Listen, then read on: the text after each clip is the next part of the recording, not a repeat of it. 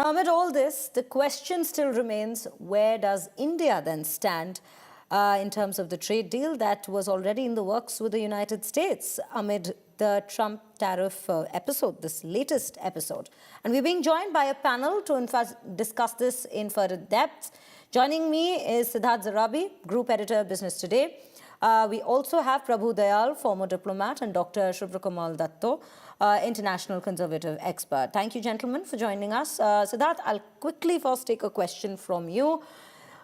I just want you to translate what this entire 18% and 10% tariff currently mean, because the trade deal framework that was announced in that joint statement had 18% as the amount for India as to how much it would be taxed by the United States. But now, in the last 24 hours, with all that's happened, there is a question of this 10% global tariff that's come into the equation. What exactly does this mean for India? Okay, this is the most important point. Where do we stand? It's not clear because remember, this is a situation that's been developing literally in the past few hours. We were at 18%. As of now, if you take into account the effective rate after Trump's punitive tariffs, reciprocal tariffs were struck down by the US Supreme Court, for India, the effective rate, according to various analysis, was 8.3%. If we take the new 10% global tariff, and this is important, the terminology is important. If we take that 10% and superimpose it here, that means we are back thereabouts at 18.3%. So pending clarifications, pending the final announcement, the nitty-gritty, it seems that we are back at about the same level once we announced our trade deal. Why is this a bit of a confusion? Because it was not one. There are fentanyl tariffs that seem to have been struck down. There are other elements, including aluminum duties from the past, previous tariffs, even before Trump's actions. All of that aggregated, it seems as of now that we are at the same level as it was, and therefore it isn't something that has swung too much on both sides of the equation. Right, Siddharth. Siddharth, do stay with us. Let me just quickly bring in Mr. Dayal and Dr. Dutta into the conversation here. You know, gentlemen, I have this question for both of you. So I'll start with you, Mr. Dayal, that at this point, with whatever's happened in the last 24 hours, is India then at a better position to renegotiate, if not renegotiate rather, maybe talk about that percentage that, as Siddharth was also mentioning, the 18% that's been put in that very deal, can that be renegotiated with this SC ruling coming into the picture now? You know, the purpose of a trade deal is to work out more favorable terms. Now, the 18% tariff will not be favorable, but unfavorable. Imports from India will cost more rather than less. We should bear this in mind. You know, when the US will be paying zero tariffs on its exports to India, then why should it be charging 18% tariffs on imports from India when it will be charging just 10% from a whole host of other countries with which it doesn't have a trade deal? Following the US Supreme Court verdict yesterday, which struck down the broad punitive tariffs imposed by the Trump administration, the legal landscape for the existing agreement has shifted. Now, despite the court ruling, President Trump has stated that the current framework with India remains intact and he does not intend to reopen the deal. However, the deal is not yet fully finalized, and India should be in a position to renegotiate the details of the arrangements. Now, Indian and American negotiators are scheduled to meet in the US on 23rd February for 3 days of talks to finalize the legal text of an interim trade agreement. Now, the Indian government should try to use the Supreme Court's ruling as a leverage to renegotiate for a more favorable sort of deal, because otherwise our exports, for instance, of agriculture items or textiles will become expensive as compared to exports from countries which will only be paying 10%. That is my view. Right, right. So you do think that there should be a renegotiation that takes place at that meeting, which is upcoming between the two nations. Dr. Datta, this is where I bring you into the conversation here. With all that's happened, one thing still, of course, we still haven't seen a response from the Indian government yet with regards to these very developments that's taken place in the last 24 hours. Where do you stand on the renegotiation and renegotiating point? Do you think India should, in fact, take advantage of this situation and at least try and renegotiate for a better term, given that there are countries that definitely will be paying that global 10% tariff that's now been introduced? And Trump, of course, at the same time has warned that I may even push forward to increase that to a 15%, because 15% is where the cap comes in within Section 122 of that very act. See, there are three very important things which I would like to point out here.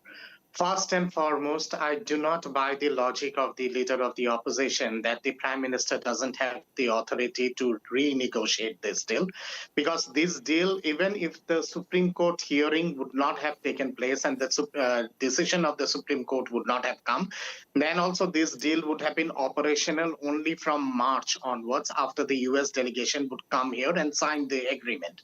So as of now, the deal is not yet operational. So the Honorable Prime Minister of Bharat has every right to renegotiate this deal. That's one. The second thing is, like, the American Constitution is very clear. If on a presidential order that is struck down by the Supreme Court of United States of America, then it becomes binding on the president and his office to agree by that order. The American Constitution also gives in enough rights to the Supreme Court of United States of America that if the order is violated, then the Supreme Court can direct the Congress for impeachment of the Honorable President of United States of America. So the battle of President Trump with the Supreme Court is not yet over. The second thing is, like, 18%, if I take it that way, then I do understand, and I vehemently would say that it has to be reciprocal. If they are imposing 18% on us, we also should impose 18% on them, and it has to be that way. It has to be a bilateral deal. It cannot be a one-way traffic. That's one. The second thing is, like, if there is a utter confusion between President Trump as well as between the spokesperson of United States of America as well as Washington. President Trump says that 18% is valid.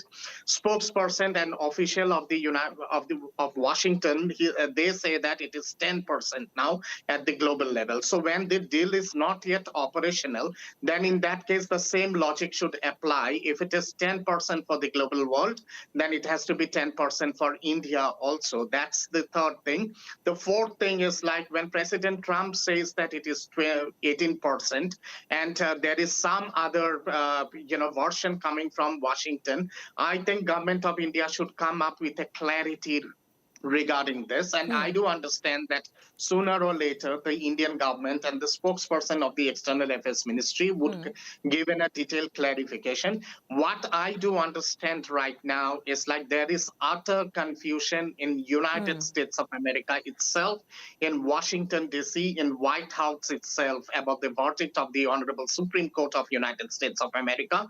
President Trump is giving one kind of version. The officials of White House is giving another kind of version. So I think we need to wait for some time more. It is still premature to assume and to presume things. Let us wait for another 48 hours or so, and I think there would be a complete clarity regarding this. There is, I'll definitely say this, that there is a lot of confusion for the last 24 hours. In fact, way less than 24 hours, just 12 hours, we have seen a lot of confusion. Siddharth, I'll come back to you for another clarification on that fact sheet that's been released by the White House. when we speak of Trump's tariffs, it's a complex structure. It's not just a simple 18% that we're speaking of against India. It's not just a simple 25% before it was reduced to 18% that we're speaking of. It's a structure in itself which is extremely complex. Now, when we speak of the SC ruling caters to the emergency powers that's been cited by President Donald Trump while imposing certain tariffs against nations. So where does this global tariff 10% play a role at this point in considering in context of all of the tariffs that were already existing? Because it's not one tariff that we're discussing of. Where do the first term tariffs then go? Where do the other tariffs which came in as, punitive tariffs, where do they go? Is it an additional 10% to those, or is this a replacing 10% tariff that we are now talking about? So, it's quite understandable, the question that you put, because remember, Trump's tariffs have not been one single announcement. He has done it in a layered way. And there are tariffs that have been carried over from his first presidency also, which were not taken away by the Biden administration. So this is very important for us to understand. There are different rules or legislations under which President Trump has acted in the past and during his current second term as president. When you even that out, what the US Supreme Court has said is that one kind of tariff imposition invoking a certain emergency power is invalid. It's a legal ruling basis the law on which the US president has acted. It doesn't mean that the US Supreme Court has ruled on whether tariffs can be imposed, whether they are a sovereign right. It has not gone into the material or economic questions that come up with tariffs. They are definitely now being seen as taxes. That is what the person who won this case, incidentally, Indian origin Neil Katyal, who acted on behalf of small businesses in the United States, said after this ruling. So we will therefore have to wait for the nitty-gritty. But it is clear there is a 10% rate, which is a new rate. And prior to Trump's punitive tariffs that he started bringing in from last year, whatever was the prevailing rate then, that 10% gets added on. So it's going to be different for different countries, certain countries which had most favored nation status. It's a complex mix, but it is clear that they haven't gone to zero, and yet they are not at 50%.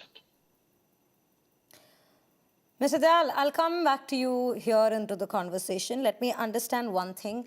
I want your insight with regards to where Trump stands at this point. We know him to be a person who's extremely unpredictable a leader. We know him to be a person who in fact, at this given point of time, it is this SC ruling that he has responded to in a way that the nations across the globe are looking at another 10% global tariff that's been introduced. So the structure keeps getting more and more complicated. For a person who doesn't, take a step back under such circumstances, but only responds with harsher steps moving forward, where do you think this is headed? Do you look at him, imposing more tariffs, maybe using different acts, citing different acts, because it is, at the end of the day, just that Emergency Powers Act that has been called out in this SC ruling?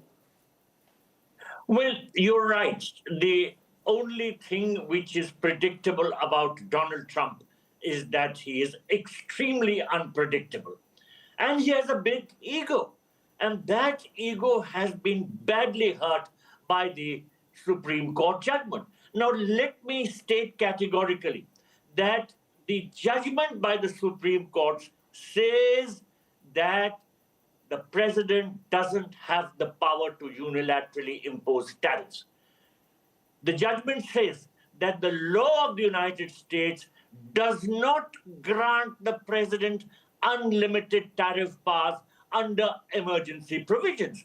Now, the judgment stressed that Article 1 of the Constitution vests the power to lay and collect taxes, which include tariffs, solely in the Congress. And it goes on to say that the framers did not vest any part of the taxing power in the executive branch. In other words, the executive branch, which is the Trump administration, will not have any authority for imposing taxes or tariffs. This is what the view of the Supreme Court is. And very categorically, it is emphasized that since this power belongs to the Congress, therefore, for imposing any tariffs, the Trump administration will have to take the Congress route. Now, there are certain other factors which have to be borne in mind and which you hinted. And these factors relate to, what is called the initiation of a new Section 301 investigations on an accelerated frame. Now, these investigations are expected to cover most trading partners, including India. And the primary objective of these investigations includes addressing practices relating to the pricing of pharmaceutical products, investigating discrimination against US technology companies and digital goods and services, and tackling industrial excess capacity, forced labor, and digital service taxes. So the US could still take resort to this provision and impose taxes on India one way or the other.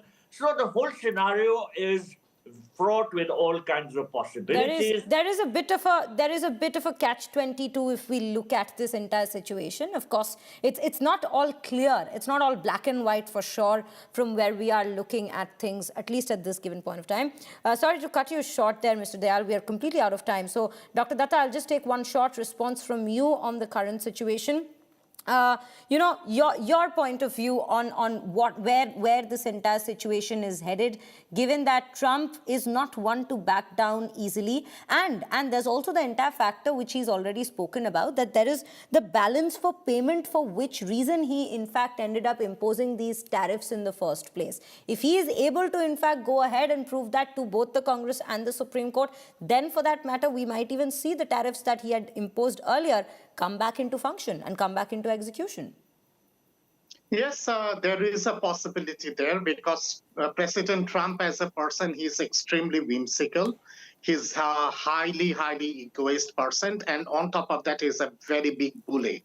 So it's quite obvious that the ruling of the Supreme Court is a direct slap on his ego, and he's not able to, digest that. And he will come up with more irrational and whimsical decisions.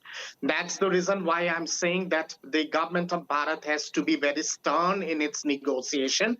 And there is a provision for renegotiation of this whole deal because this deal is not yet operational. That's one thing. The second thing is under the emergency provision through which President Trump had announced all this series of measures in relation to lethal tariff.